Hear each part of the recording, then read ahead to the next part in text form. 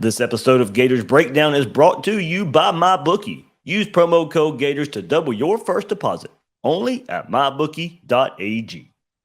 Want more Gators Breakdown? Join Gators Breakdown Plus. Starting at $3 a month, get access to unique episodes, plus a blog, chat room, giveaways, shout-outs, and more. Gators Breakdown Plus is furthering the interaction with fans and listeners like you. Head to gatorsbreakdown.supportingcast.fm to join Gators Breakdown Plus today.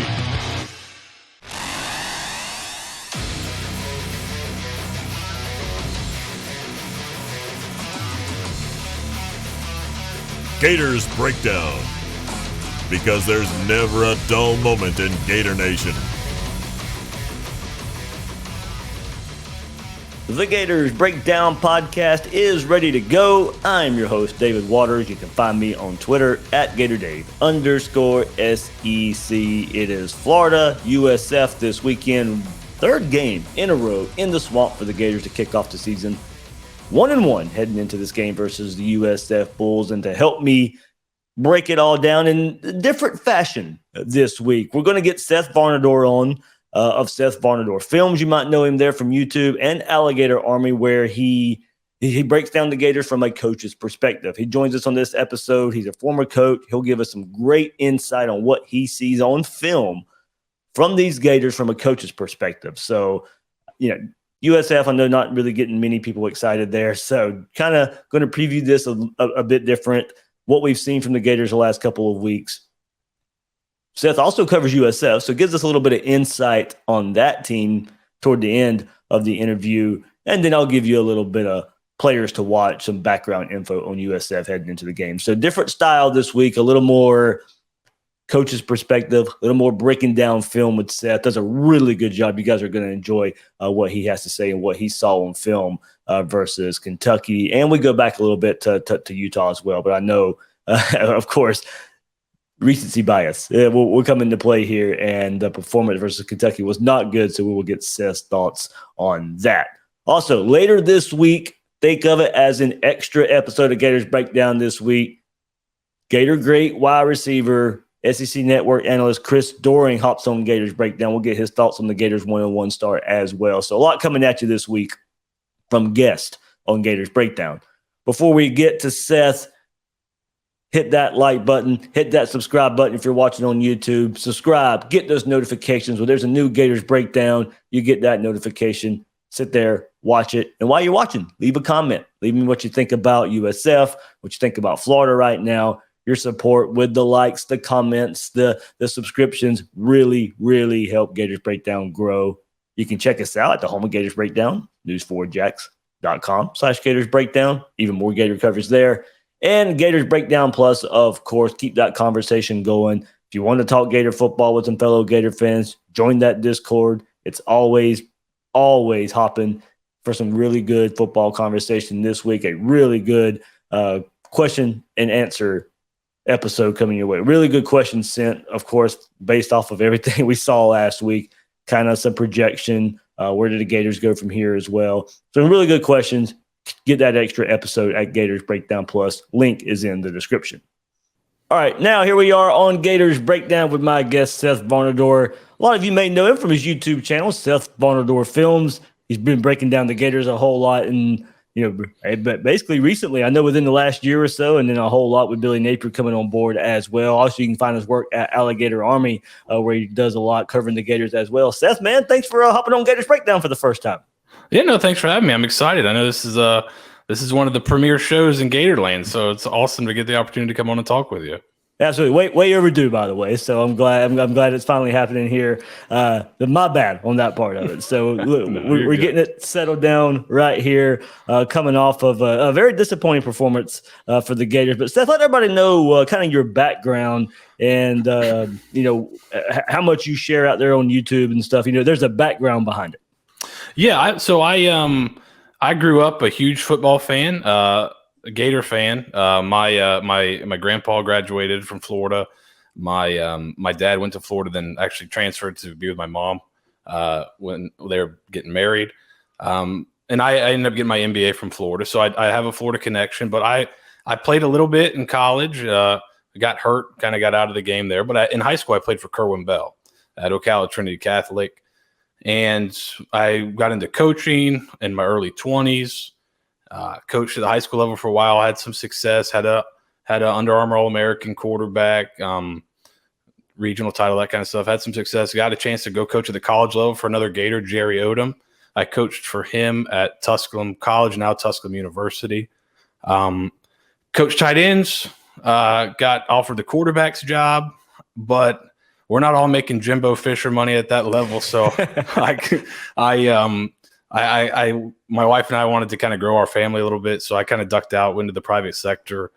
I helped my brother out. He was a head coach in high school in Florida. So I helped him out for a couple of years, kind of part-time, but got out of coaching and I needed something to kind of keep me connected to the game or I was going to go crazy. So I initially started with the Daily Stampede because Kerwin Bell got hired as USF's offensive coordinator in 2019. So I messaged them right before the season, said, hey, I played for Kerwin. I kind of know what he does.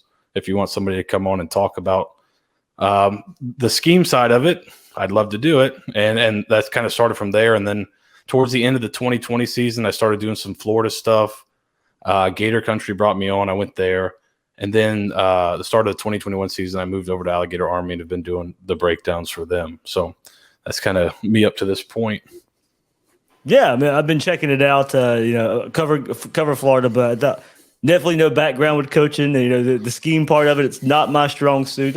I get better. And look, hey, I get to learn from guys like you out there now, putting this stuff out there. So that really, really helps a lot. But yeah, great work, everybody. If you can, check it out. Really good. At least recently, Kentucky look back, Utah look back as well to check out Seth's recent work there on Seth Varnadore Films on YouTube. So, Seth, we'll get to it. Your most recent one right here. I watched your film analysis, the review of Kentucky, and as we know, wasn't pretty for Florida. No. Florida playing a good Kentucky defense, so we'll give them some credit there too. In game 2 of the Billy Napier era, big step back, the week before versus Utah. Yeah, I think one of the understated elements of the game, just coming into the game, is that Utah, and if I put out a preview before the Utah game as well, I didn't think their defense was very good coming into the game. I had questions about Florida's offense and didn't know if they were going to be consistent enough to take advantage, and they were. But the Kentucky defense is much better than the Utah. And from a personnel standpoint, I think the scheme is somewhat similar in terms of what they're trying to do. I think both of them are trying to limit explosive plays. And you see that Florida's kind of struggled in that area in the first 2 games. But Kentucky's personnel is much better on defense. So I thought Florida would struggle more. I didn't think they'd struggle as much as they did. I thought they'd do enough to win the game. But I think that was kind of maybe a shock to their system as well, because Kentucky's a lot more physical than Utah, despite what you may hear in the national media. Utah's defense is not that physical. Kentucky's a lot more athletic in the back end, so a little bit tougher to get open. But I thought there'd be some struggle, but not quite as much as we saw, and not in the different ways.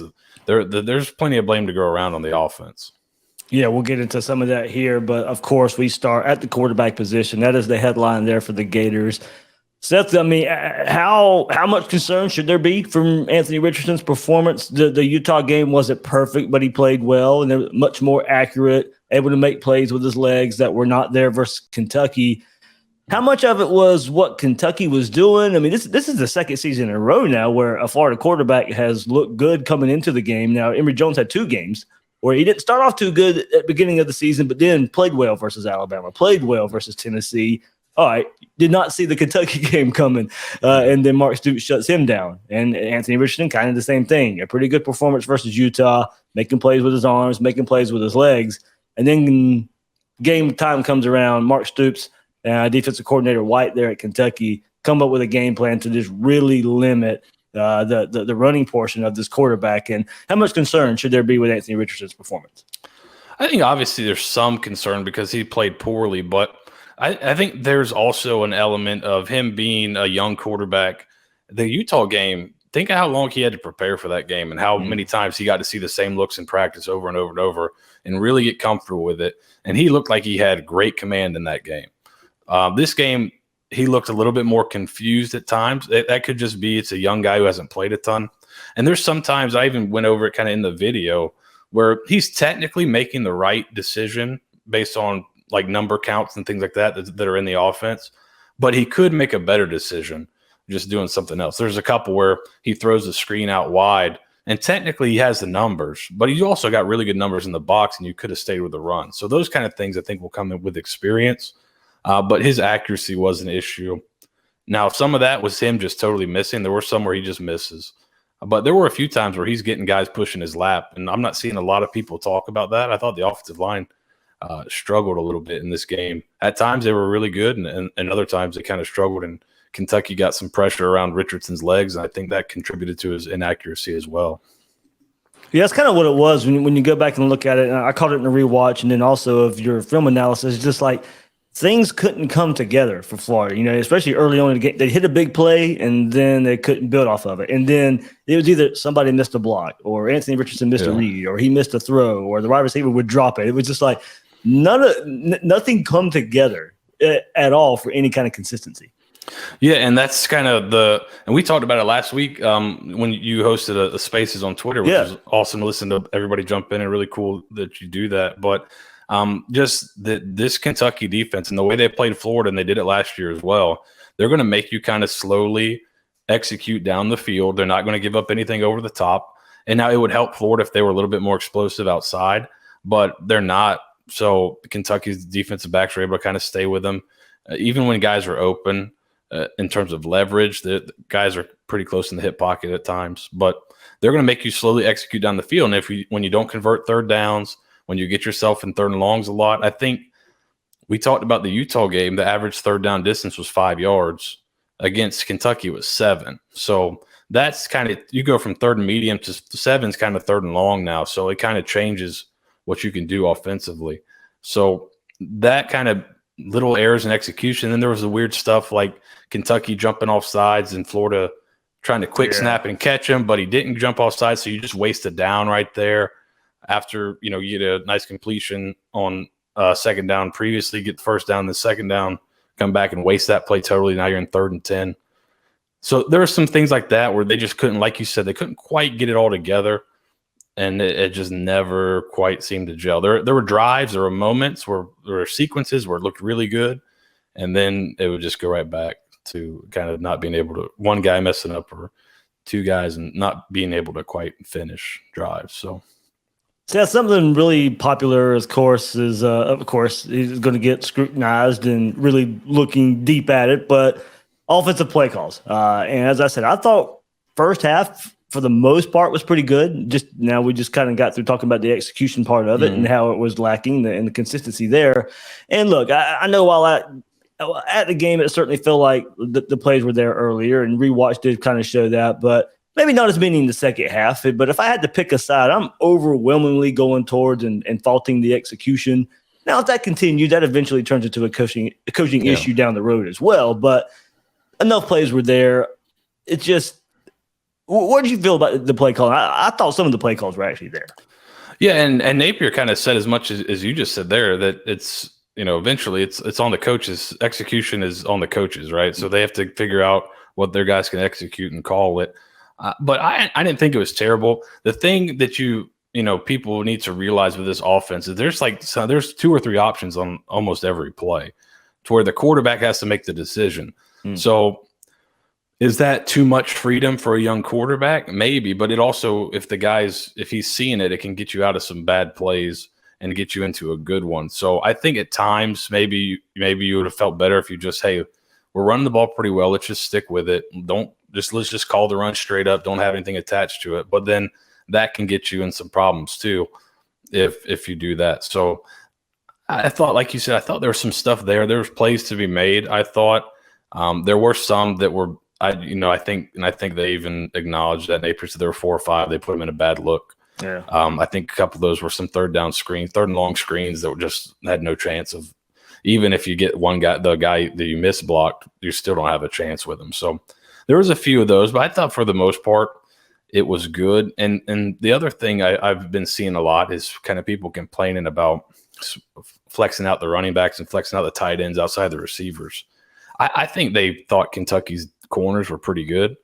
And if Kentucky's going to sit in zone, then when I put my running back outside the receiver, the corner goes and covers my running back now, and now my receiver's on a safety. Same thing the other side. I put the tight end out wide. The corner, who's the better player, goes out to the tight end, and now I got my receiver on a safety. And I think that's the matchup they were trying to exploit, but you couldn't quite get it hooked up. When you'd have a pretty good throw, you'd have drops.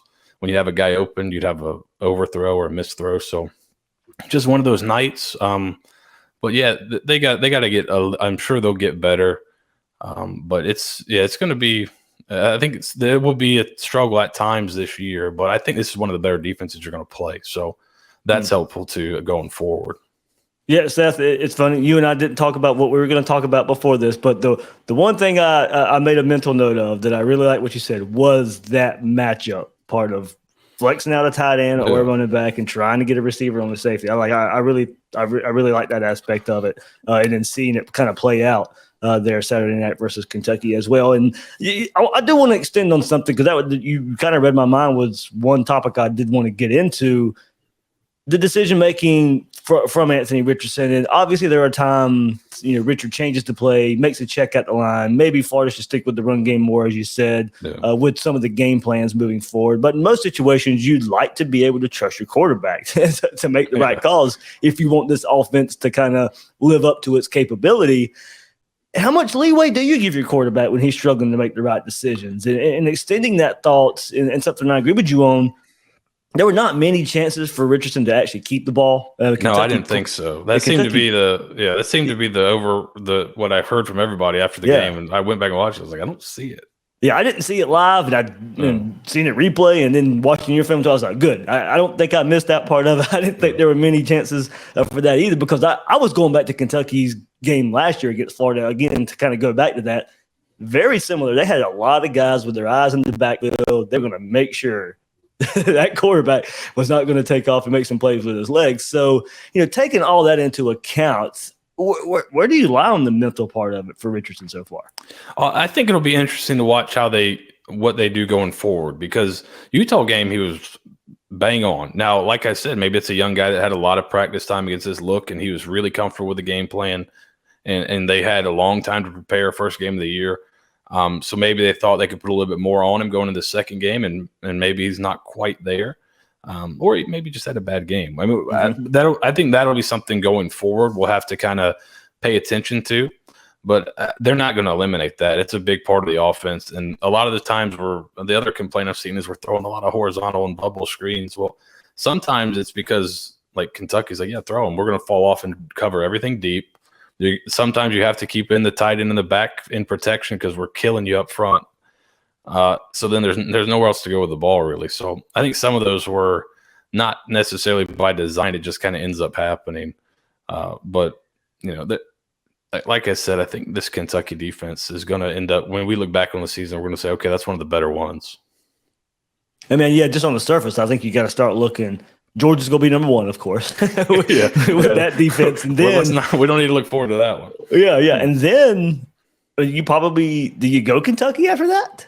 I mean, Kentucky. I think A&M's got the talent, but we'll see we'll see how they do this weekend with a quarterback that's pretty good. Now, I think the issue with Florida is, and I think this isn't a secret, is the lack of explosiveness at receiver. That really kind of limits what you can do and how you can. These teams like a Georgia and a Kentucky, where they do have some athletes that can cover your guys. If you don't have somebody that can kind of get open explosively down the field that they have to respect, they can really start pinning down on you in the run game. And you saw Kentucky's safeties were really nosy in the run game. There are times they're getting down there and making the tackle at 6 yards, where if you have now, this may be something you see next year with this class they got coming in with a bunch of explosive guys, where now I got to stay. I can't play that downhill at safety because I'm going to get toasted over the top if I do. But this Kentucky defense is going to, when we look back, it's going to be probably, I mean, at worst, probably top three, just kind of thinking through the schedule real quick. Yeah. Because they've got some talent. They've got length. They recruit. I think Kentucky does a really good job recruiting. If you notice, a lot of really good players, their first offers are often from Kentucky. If you kind of go look through, they do a really good job identifying guys early. They don't always keep them, but they're starting to keep more of them. But that mix with scheme and the kind of talent and length that they have make them tough to deal with. And I don't think you're going to see a ton of that the rest of the year. So that's good news. The bad news is you had to play him this week. So yeah, so like you said, deep ball certainly concerned. Longest pass so far this year, 28 yards for Anthony Richardson. Definitely something Florida's got to get better. Their teams are certainly playing that a bit. And Seth, I kind of go as you're saying with the receiver. Florida can't dictate that part of it, and partly because of receiver. And Pearsall, I believe still that holds true. Every catch so far is a first down for him, but probably need to find a way to get the ball to him a bit more. And that's and going to the screens, I think that's part of it too. I don't necessarily mind the screens; it's just who they're throwing them to, and that might be the change where the screens I don't think are coming out of the playbook.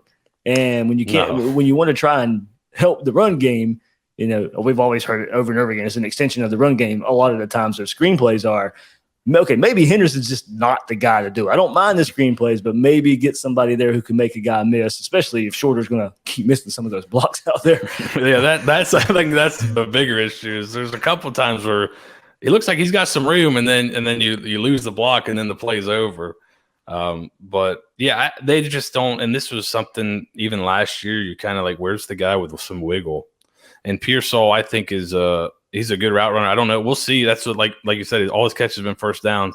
I haven't seen a ton of catch and run from him to see what he has in the open field. So and that's going back to his Arizona State. I mean, he did show it there. Now we know this is different, but you'd like to maybe see, since that was kind of one of the reasons you went to go get a wide receiver like him, was to be able to do those type of things. Yeah, you need that. We need that wiggle, and that guy, he's doing a great job, I think, route running in the slot and kind of giving you a lot there. But you do need that wiggle guy that can make a guy miss in the open field and really makes defenses really keep their eyes out there when you're looking to those screens. If we make them commit numbers, and that's one reason you throw them too. I'm going to throw it out there because you don't have your numbers out there. And now once you put your numbers out there, now I'm going to run the ball, which I think is what they want to come back to. So it's a constraint play. So if you try to load up the box to stop my run, I got to throw it out there and get you out of the box. So if they're throwing them and then don't block them, and then the guy you have catching them is not making it happen, you kind of allow people to defend both, which is not great. Well, you mentioned the run game, and that's one more hot topic here. And you mentioned it on film review. And look, this is not really that big of a secret, and we keep seeing it now. Looks like Florida's got two backs that have really kind of separated themselves from a pack of three that we've seen the first couple of games. I don't know when it's going to change or how it's going to change. I did kind of throw up on Twitter today. It was about that third game. Montrell Johnson was a true freshman last year for Billy Napier at Louisiana. It was about that third game before he started getting double-digit carries and maybe started getting the trust of the coaches a bit more. So said in the film review from two games, it's got to be pretty clear that you got two guys that really are kind of separating themselves. And Florida's going to get Naquan Wright involved. We was talking about maybe trying to get creative in this offense a little bit, maybe involve more in the passing attack as far as a running back out of the backfield. But as far as looking at the run game, Etienne and Johnson are really just kind of head and shoulders above right now. Yeah, they look like they're really comfortable in the scheme, and they really understand kind of how it hits and how it hits when you get certain looks and certain fronts. Johnson in particular seems pretty adept at that and has really good vision and patience. Etienne's just got kind of another gear that nobody else seems to have in that backfield. Even Johnson, when he breaks out, he doesn't have kind of that last gear. At least we haven't seen it yet. Yeah. Etienne seems to have that gear, and he seems to have the vision. It's just kind of a naturally gifted runner, and has kind of a little wiggle to him too. I mean, we saw in his touchdown run, he broke that guy off, and his jock strap's still on the 5-yard line there or wherever. So I think those guys have definitely earned, right? Napier talked about earning the right to win. I think those guys have earned the right to have some more carries. So I'm sure we'll see more of them going forward. But there's Naquan Wright's got, like you said, some catch out of the backfield ability. He's a guy that you could throw screens to, and like he's got a little wiggle. But I think he'd be all right throwing those to Etienne too. So yeah, absolutely. Kind of that 2-point conversion, a little bit of his ability to kind of stay a little bit hidden and then kind of pop out there and get that 2-point conversion. So looking at the offense, Seth, and you mentioned USF, and you're telling me before we came on here too that you cover USF a bit at the same time. So what is the attack plan here? Do you let Richardson go out and pass a bit more to try and regain some of that confidence, hope it gets him back on track a bit, or do you take the last game into account and start leaning on that run game a little bit more? Well, I think you're going to be able to kind of do what you want in the run game. USF, they have a new coordinators on both sides of the ball. The transition on defense has not been quite as smooth. Now, they were really bad last year, like one of the worst defenses in the country. I think they're a little bit better this year, but they're not. If you go back and watch them against BYU, now BYU does have a couple NFL linemen, so they're pretty good up front, but they're blowing guys like 5-6 yards off the ball, really establishing a new line of scrimmage in similar schemes that Florida's going to run. So Florida's going to have a great kind of look at how USF is going to play them based on that BYU game. USF's also struggled with tempo at times in the first couple of games. So if Florida can get some first downs and start stringing stuff together and go fast with tempo, with motion, I think is going to give them some problems. But and then they've also kind of struggled whenever they bring pressure, somebody seems to pop open. So this is a defense that's struggling. Florida should really be able to kind of get back going here on offense, I would imagine. But in the run game, they should kind of be able to do whatever they want. And then you'd think play action off that, you'd have some good opportunities. So I think this is a game coming at a good time for Florida's offense. And kind of extend it a little bit more. What do you do with Rich? Do you? I mean, you mentioned the run game will probably be there. Do you let him come out and start winging it maybe? And then if that's still not working, okay, well, we can fall back on the run game, or do you let the run set up, maybe making it a little bit easier for Richardson? Yeah, I think it's kind of, this should be a game where you're pretty comfortable doing either or. Okay. But there is something to having the run game early, making them commit bodies to the box. I'll be interested to see how they play Florida. They may come out and try to play aggressive. This defensive coordinator has been really aggressive in the past. I think he was the coordinator if you remember, at Mississippi State when Bolin's first year when they went back. I think it was him. Bob Shoop. He was the. Oh, yeah. Yep. Okay. So they had a really good defense at Mississippi State, and he was really aggressive. But he hasn't quite shown that yet. I think it's because he's working guys in, and every time they try to get aggressive, they seem to get burned. That's been some bad luck. But maybe they want to just follow the Kentucky blueprint and try to load up the box and have safeties working downhill in the run game. And but I think run early, kind of see how they're playing you, and then if they're playing you that aggressively, you should be able to get some shots over the top. But this should be a good game for the Florida offense. If it's not, then you have real concerns. Yeah. Okay. We'll be looking for that then. And then last thought, Seth. I know not to kind of just throw them out there, but the offense has really kind of been the focal point. But what do you see from the Florida defense in the improvement from Utah to Kentucky? And in your film review, it was just focused on the offense as well this week, but definitely an improvement on that side of the ball this week. Yeah, they played great. I thought they definitely played well enough to win. And that was kind of there was kind of a switch. I thought the Utah offense was really good, and the Utah defense was not as good. And then I thought it was kind of vice versa for Kentucky. I thought Kentucky's defense would be better than Utah's, and Kentucky's offense would be worse. But outside of a couple plays, they really kind of put a stranglehold on Kentucky. And if the offense doesn't give up, a touchdown in two really short fields, you're holding them to like 9 points or something like that. So I think the offense really gave up like 17 points. So you're holding a first round draft pick at quarterback under 10 points. That's pretty good. So I thought they played really well, and it's kind of went how I think a lot of I know when we talked about it on the space, how I always kind of thought it might. With they're able to shut down the run game, put Levis in some tougher pass situations, and did a really good job getting off the field. So I thought the defense played really well, and they'll have some. The USF's got some guys with some explosiveness they'll have to worry about, but I just don't think they're good enough up front. So the way the defensive line played is really good going forward, because even though Kentucky's not great up front, you really did dominate them up front, and you had a bunch of guys kind of rotating in and getting playing time, and all of them played pretty well. So you got to feel pretty good about that going forward, because that is definitely a position where you had some concern coming into the season. Yeah, speaking of that, this is probably hopefully one game for the first time. Florida's played with a lot of young guys anyway, but now it's going to be a game where you can get young guys a lot of reps. So that's, we've seen it. We've seen it out there the first couple of weeks, but now you're hoping you take advantage and get those guys even more reps and save those, veterans out there that don't need to be on the field a whole lot because they're not deep. They're not deep. No, yeah, the depth is an issue, but you probably don't need Dexter playing like 65 snaps. Right. Yeah. I don't think that's going to happen this week. But. Yeah, I better not see him in the fourth quarter at all. All right, Seth Varnadore joining us right here on Gators Breakdown. One more time, check him out on YouTube, Seth Varnadore Films, giving him some great breakdowns there of the Gators recently in video form and on Alligator Army. What you got coming up on Alligator Army, Seth? I'll have a USF preview. I did a little write-up with the Kentucky. They went along with the Kentucky video that posted today, but I'll have probably a USF preview on Friday.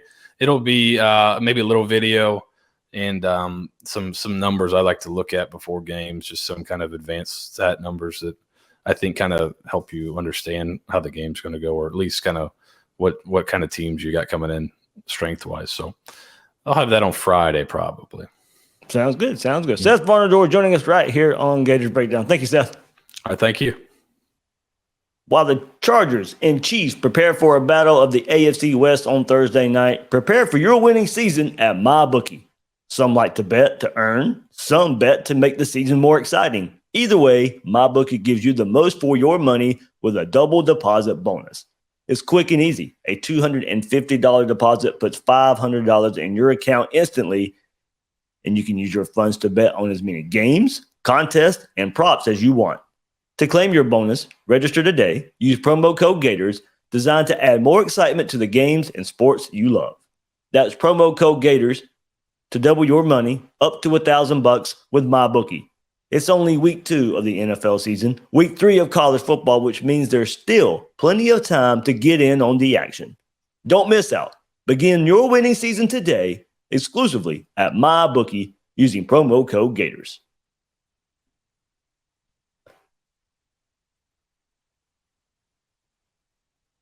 All right, let's get to it.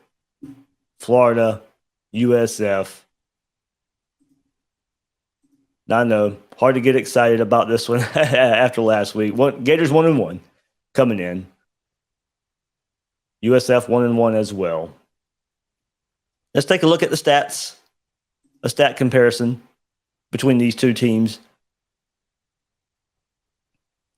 USF playing BYU and Howard the first couple games. Florida, of course, Utah and Kentucky. So when you look at these stats, they are skewed at the beginning of the season a bit, especially for Florida, the only team in the country to play 2 ranked opponents in the AP. So Florida, of course, now that's not a total excuse for some of the numbers and rankings we see here, but there would be a lot of teams in the country who, if they opened up with Utah and they opened up Kentucky, their stats and where they rank would not be pretty.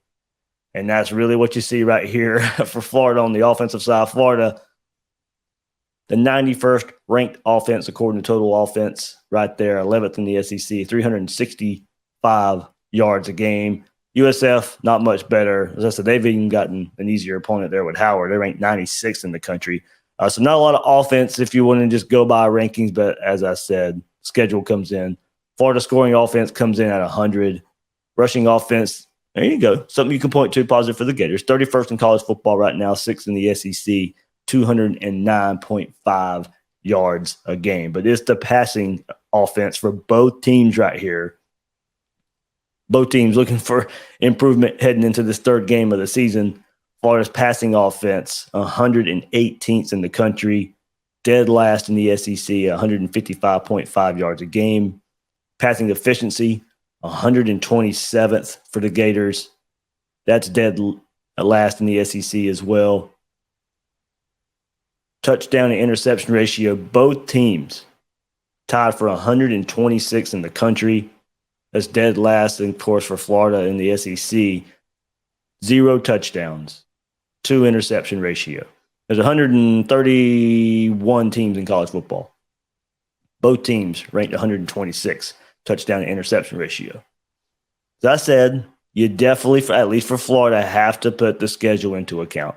The numbers, if Florida had played a cupcake by now, these numbers would be a little better. That doesn't erase the fact that we know there are issues in the passing game. We know that. But it wouldn't be as ugly. And Florida gets their first chance this weekend versus USF. Moving to the other side of the ball, Florida's 71st in total defense. That's 10th in the SEC, 359 yards a game. 79th in scoring defense, 26 points a game. Rushing defense, 86 in the country right now, going against two good running teams. That Florida done okay, but as I said, you haven't got the cupcake yet to really get it down to giving up 40 yards a game or something like that. We'll see. We'll see what all this means. But playing the two tough opponents here, Florida, these are going to be skewed one more time. If you're watching on YouTube, you can see the graphics of all this. Makes it a little bit easier to follow. Trying to make it easier on the podcast version as well. The Florida 71st in total defense. USF's 126th. They play BYU and Howard, so they've gotten the cupcake. They've gotten a tough team in BYU at the same time. 126, so it does look like, of course, we'll get into it a bit. Florida should be able to rack up some yardage in this game. USF giving up 495.5 yards in the two games so far this season. Florida's passing defense is 60th, by the way, 209 yards given up. Turnover margin, we know Florida's issues there. -1 right now. The fumble game 1, the interceptions in game 2 versus Kentucky. That's tied for 93rd right now for the Gators. USF tied for 23rd there. Their value at +2 right now for them. Sacks allowed, both teams only giving up a half a sack so far this year. 1 sack on the season. It's tied for 12th in the country for both teams. Opponent red zone percentage. Of course, we know Gators standing tall on defense there, so pretty good. Tied for 31st in the country, 70% there for the Gators. Sacks per game, Gators at 86th with 3 a game.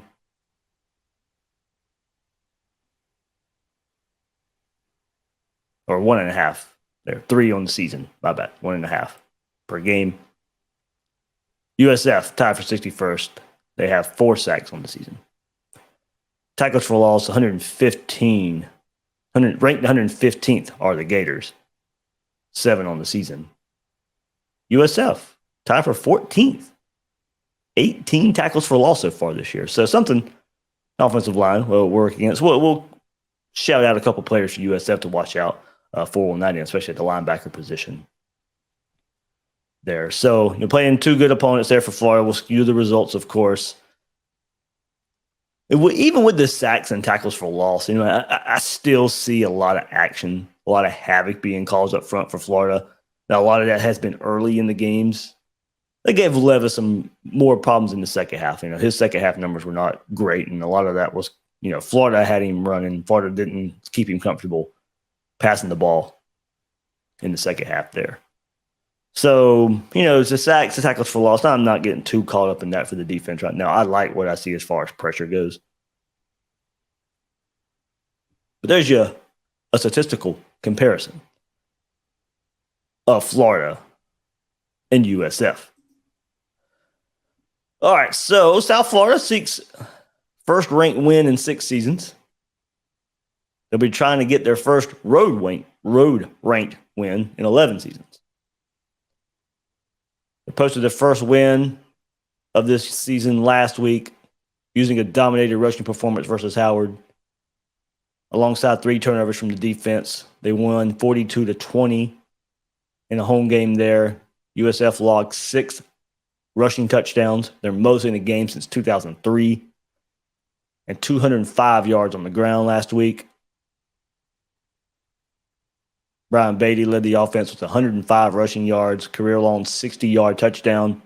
Jaron Mangum logged 2 touchdowns in junior transfer. Michael Dukes posted 2. They steamrolled Howard for 150 of their 205 rushing yards in the second half. Florida's given up some yards rushing in the second half this year, so something to keep an eye on there. Look, if we're looking for reasons this game might be closer than what we expect, I'm just going to try and point out some players to watch, some trends there. They did run for 150 yards in the second half last week. Yes, it's Howard. I know. Just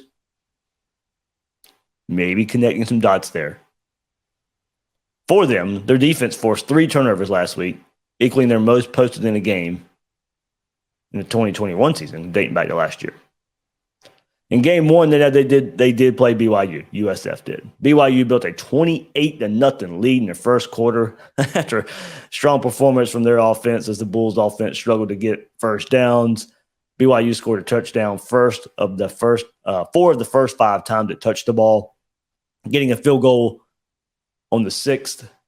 Meanwhile, USF punted 4 times, lost possession on downs, and had a pick 6 on its first 6 possessions. So not a great start versus, one of the better teams in the country right now. BYU, really good team, beat Baylor last week in overtime. So you're looking at a team that they have played that, of course, not the talent level Florida has, but at this point, really good developed BYU team. A ranked opponent. USF going against another ranked opponent now in the Gators. Let's take a look at some of the players to watch for USF. Quarterback Gary Bohannon, one of the breakout stars last year of football season at Baylor, went 10-2 as Baylor's starting quarterback, leading the Bears to the Big 12 title and a Sugar Bowl win. Big-bodied quarterback, 6'3", 226 pounds. His entry into the NCAA transfer portal was a bit of a surprise. And a byproduct of a pretty classy move by Baylor coach Dave Aranda. Bohannon was beaten out for the starting job this past spring at Baylor by reserve quarterback Blake Shapen. Aranda told Bohannon he'd be the backup, and by letting him know that, he gave him the option to enter the transfer portal to go find a starting job in his 5th season in college. So he arrived at USF in the summer, quickly become a leader. You saw what he did last year in the Big 12, so it was pretty much a foregone conclusion. He was going to earn the starting job at USF. Did so week 1 in camp. Spent 4 seasons, played in 27 games at Baylor, took the team from 2 wins. Now, of course, that's 2020, but still. Then they win 12 games last year in his first season as starter. 2021 All Big 12 honorable mention. Passed for 2,200 yards, 18 touchdown passes, and ran for 323 yards and 9 touchdowns. Numbers so far this year, though, has not translated at USF. Versus BYU, 17-30, 172 yards, no touchdowns, 1 interception, 200 total yards.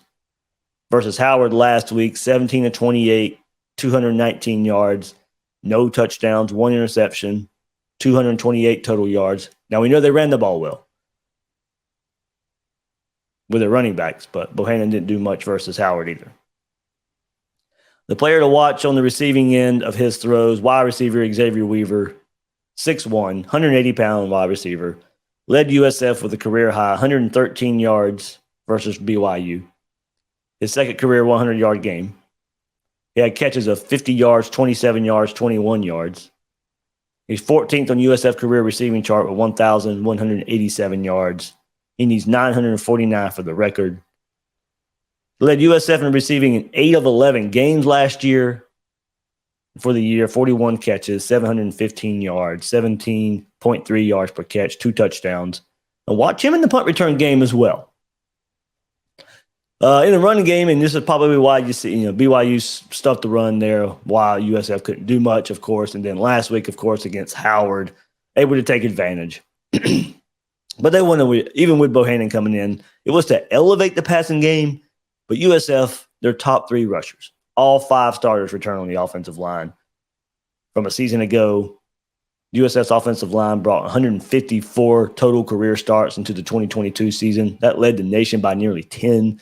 So a lot of experience in the backfield, a lot of experience up front on the offensive line. They want to run the ball.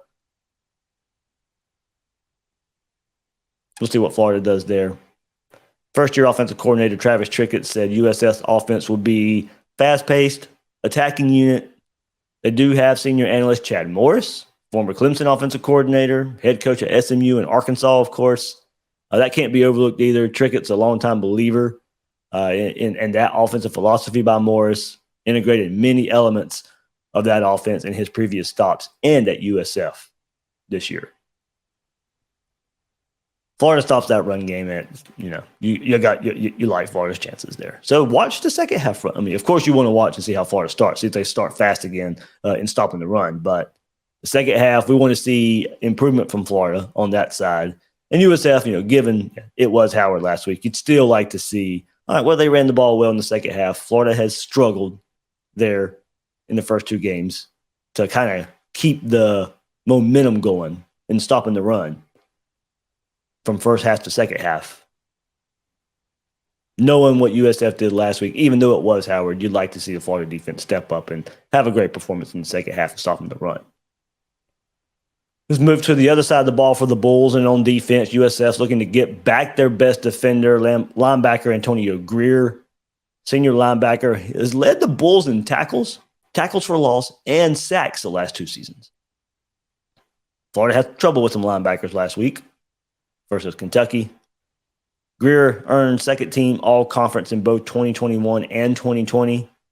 Enters 2022 as USF's top returner in career tackles and tackles for loss with 209 tackles, 22 tackles for loss. Fellow linebacker Dwayne Boyles right behind with 206 tackles, 21 and a half tackles for loss. Greer led USF with 92 tackles, 8 tackles for loss, 3 sacks in 2021, after leading the team with 59 tackles, 3 sacks, 5.5 tackles for loss in the COVID-shortened 2020 season. Dwayne Boyles led USF in tackles 75 and tackles for loss 12.5 in 2019, and his 2020 season limited by missing action. Finished second on the team with 68 tackles in 2021 to Boyles. So you look at these linebackers for USF, plenty of experience, plenty of proven experience at the linebacker position. They got numbers to, of course, we know they're not playing in the SEC. They're not playing in P5. But still, at USF, they're putting up numbers, and they've been doing it for quite a few seasons. A lot of experience there. USF's defense had just 9 sacks last season. Clearly a priority for first-year defensive coordinator Bob Shoop. Transfer defensive end Jatorian Hansford recorded USF's first sack of the 2022 season in the opener versus BYU. Defensive end Tramel Logan, who added nearly 20 pounds in the offseason, produced a career-best 2 tackles for loss versus BYU. Bulls posted 11 tackles for loss and 3 sacks versus Howard. So 4 sacks on the season for the Bulls. The Gators have only allowed 1 sack, and it took 6 quarters for that to happen. We'd like to see the pressure handled a bit better, though, for Florida and the offensive line. Kentucky may not have had many sacks, of course, but their pressure really affected Richardson as the game went on last week. They didn't get as much pressure early as they did in the second half of the game. So the offensive line, look, for the most part, has been good for Florida, but they did give up some pressure last week. Sack numbers won't show that. So how do you attack if you're Florida and you're trying to get Anthony Richardson's confidence back? I mean, is it just as simple as last week happened, bad night, he lost his confidence, and just by that game being over, throwing it away, the confidence is back? It was just a bad night. Now, that's the easiest solution there. Or does he have to work to get the confidence back? So how do you attack this week with that in mind? We're not going to know. We're really not. I'm not even sure if the coaches really know. You really have to see Anthony Richardson's performance in practice this week to probably get any kind of indication which way that goes. But if you're looking at the game itself, is it to rely on a run game to open it up to make it even easier for Richardson? Or do you come out and attack through the air?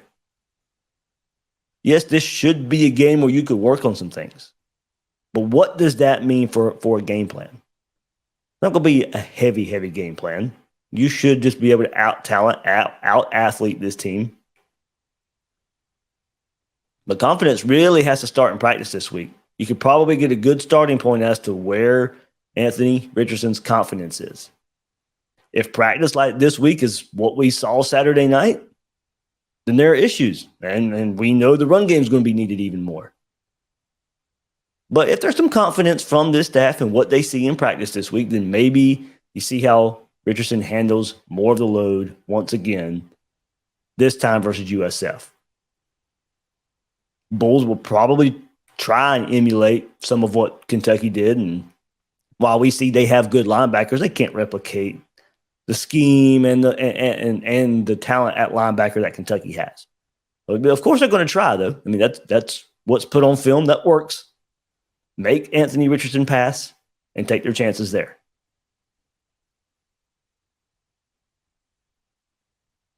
Don't know how much we'll be able to take away from a good performance from Richardson, except for the fact that he hasn't completely lost confidence if he goes out there and plays well.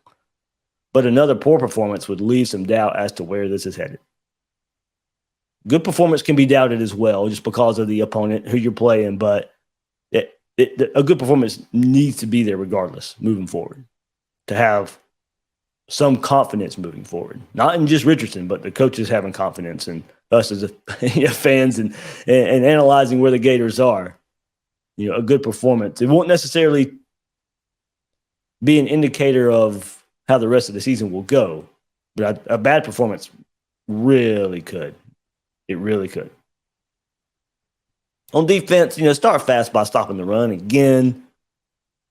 And this is a game, hopefully, where we have seen it now, but maybe we see it even more playing some of the young guys that we've seen. And that goes for offense, too. And the running back rotation on offense as well. That's something else I think we want to see. And maybe getting somebody else, another receiver, involved in the screen game if it comes to that as well. I don't know how much we'll actually see that with the screen. I'm not sure if this game will call for it as much.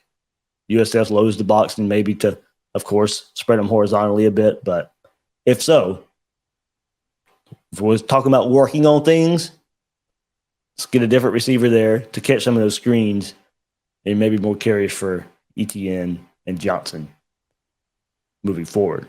But on defense, start fast by stopping the run and do it with some of those young guys that we've seen. Shamar James, Chris McClellan, Devin Moore, Tyreek Sapp, Kamari Wilson, Miguel Mitchell, Justice Boone, all played in both games this season.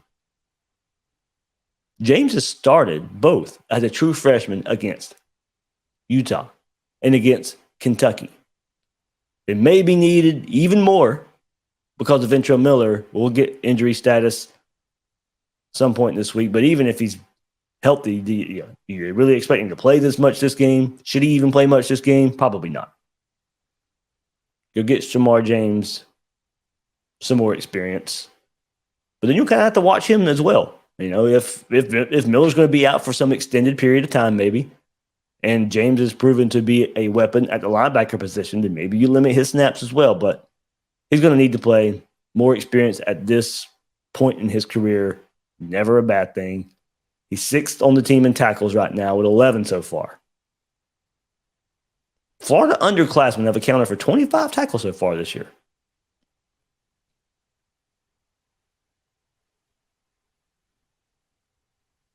So pretty good there. That might even be 35. I'm trying to remember. I might have even wrote that. Yeah, 25 or 35 there. I think I read 35 and I may have in my notes here typed 25. But anyway, 25 or 35, put it that way. So either way, it's pretty good, but 35, of course, would be even better. I don't have that note section up anymore. But I think I read 35 and may have typed it wrong. But either way, pretty good there for the Gators. So taking all that into account, this is a game Florida should win pretty easy. I got a 41-13 score here for the Gators. I think the defense does their job. I don't think USF really has much to test Florida. Like I said, we can point out some good players. We can point out some good stats that they've had at their level of competition. All in all, I really think Florida should win this one pretty comfortably, whether they got to work on some things on offense or not. Now, what could hold this back is we get a passing performance like we saw last week. And then, of course, I hope you get up. You get up by either big and Richardson comes out and you get some of the younger guys some experience. Anyway, we know Jack Miller would not be available for this game. Or if he struggles again, maybe just to sit him down for a bit. And I think still put him back out there after that to see if anything like that helps. I'm hoping we don't even have to worry about it, that we don't even have to see it. But the coaches will get a good indication at practice this week where he's at. Hoping for a big bounce back. Don't know how much it'll mean. But I think you need that good performance heading into Knoxville next week. So young guys on defense. Stop that run game. Both halves. And for offense, get some younger players involved there in the run game. Figure out some things in the passing game, of course. That goes for quarterback and the receivers. 41-13 Gators. Score prediction there. So that'll do it for this episode of Gators Breakdown. Big thanks to Seth for joining us, giving his thoughts on what's happening on the field for the Gators.